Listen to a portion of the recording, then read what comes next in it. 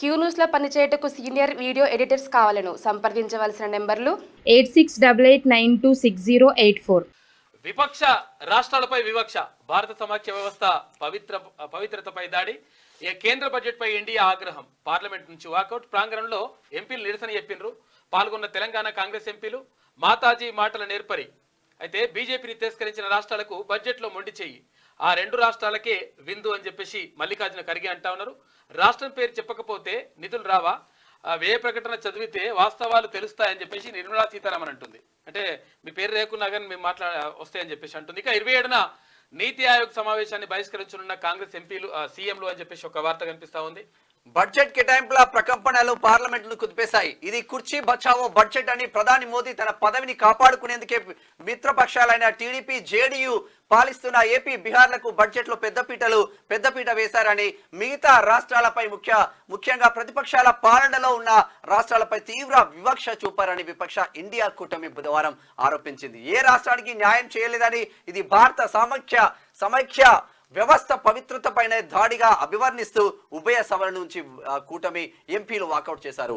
ఉదయం లోక్సభ ప్రశ్నోత్తరాల సమయంలో బడ్జెట్ కేటాయింపుల అంశాన్ని లేవనెత్తేందుకు విపక్ష సభ్యులు యత్నించారు. ప్రశ్నోత్తరాలను అడ్డుకోవదని ఓ స్పీకర్ ఓం బిర్లా కోరారు. పథకం ప్రకారమే సభ కార్యకలాపాలను అడ్డుకున్నారని ఏమైందంటే అసలు యాక్చువల్ గా బడ్జెట్ కేటాయింపుల్లో ఏదైతే కేంద్ర బడ్జెట్ కేటాయించిందో ఆ బడ్జెట్ కేటాయింపుల్లో భారతీయ జనతా పార్టీ కాకుండా ఏదైతే విపక్షాల ఉన్నటువంటి అధికారంలో ఉన్నటువంటి రాష్ట్రాలు ఏవైతే ఉంటాయో ఆయా రాష్ట్రాలకి మొత్తం కూడా మొండి చేయి చూపింది. అంటే బడ్జెట్ కేటాయింపుల్లో మొత్తం కూడా వాళ్ళకు కేటాయించకుండా అన్యాయం చేసిందని చెప్పేసి విపక్షాలు ఆరోపిస్తున్నాయి. అయితే ఈ నేపథ్యంలోనే భారత సమాఖ్య వ్యవస్థకు, ఈ పవిత్రతకు ఇది అంటే దాడిగా పవిత్రతపై జరిగినటువంటి దాడిగా అభివర్ణిస్తూ ఉన్నాయి మిత్రపక్షాలు, అది విపక్షాలు. అయితే ఇక్కడ నిజంగా కూడా తెలంగాణలో భారతీయ జనతా పార్టీ కాకుండా ఇప్పుడు కాంగ్రెస్ పార్టీ అధికారంలో ఉంది. అయితే కాంగ్రెస్ పార్టీ అధికారంలో ఉన్నప్పటికీ కూడా ఇక్కడ 17 లోక్సభ స్థానాలు ఉంటే 17 లోక్సభ స్థానాల్లో ఒక స్థానం ఎంఐఎంకు వెళ్ళిపోతే 8 సీట్లు కాంగ్రెస్కి వస్తే 8 సీట్లు భారతీయ జనతా పార్టీకి వచ్చినాయి. అంటే ఇచ్చిండ్రు. అంటే తెలంగాణ ప్రజలు భారతీయ జనతా పార్టీని ఆదరిస్తూ ఉంటే తెలంగాణకు మాత్రం అన్యాయం చేస్తుంది మాత్రం 1000% కరెక్టు. ఎందుకంటే ఇది సరైనటువంటి విషయం కాదు. ఒకవేళ మీకు ఇవ్వకుండా లేకపోతే ఇంకొక పార్టీకి ఇచ్చేసి ఆ పార్టీ ద్వారా మరి మద్దతు ఇస్తే ఇప్పుడు తెలుగుదేశం పార్టీ ఇక్కడ ఏపీలో తెలుగుదేశం పార్టీ అధికారంలో ఉన్నది. అక్కడ ఎంపీ స్థానాలన్నీ కూడా తెలుగుదేశం పార్టీకి వచ్చేసిన తర్వాత మరి భారతీయ జనతా పార్టీకి అద్భుతమైనటువంటి 25 స్థానాలు అక్కడ ఎంపీలు ఉన్నాయి. 25 మరి మస్తు వచ్చినాయి అంటే మస్తు లేవు, మను లేదు. అయినా కానీ అక్కడ కేటాయింపులు ఎక్కువ జరిగినాయి. అంటే భారతీయ జనతా పార్టీని వ్యతిరేకించిన వాళ్ళకు ఎక్కువ సీట్లు ఇస్తున్నట్టుగా కనిపిస్తూ ఉంది. కాబట్టి మనం తెలంగాణలో ఇచ్చట్లా అన్యాయం చేసినాం అనేటువంటిది ఇక్కడ జరుగుతున్నటువంటి చర్చ. అయితే అక్కడ ఏమంటున్నారంటే ఏదైతే విపక్షాలు ఉన్నాయో, అంటే అధికారంలో భారతీయ జనతా పార్టీ కాకుండా ఏవైతే విపక్షాలు ఉంటే వాళ్లకు ఎట్టి పరిస్థితుల్లో అన్యాయం చేస్తూ ఉన్నారు. ఇది సమాఖ్య వ్యవస్థ